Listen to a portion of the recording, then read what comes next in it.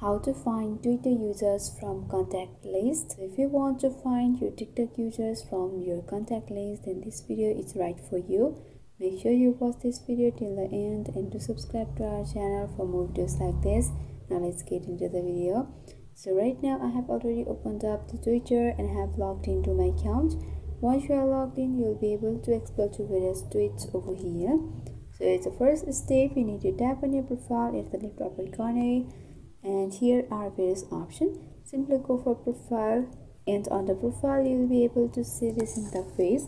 At the middle or the button section, you can see there are suggested accounts for you who to follow, and all of the accounts are available over here. At the left button there is show more with a highlighted letter. Simply tap over there, and here will be the various options or the accounts which you want to follow. These are the recommended accounts. At the upper section there will be an option for sync contacts.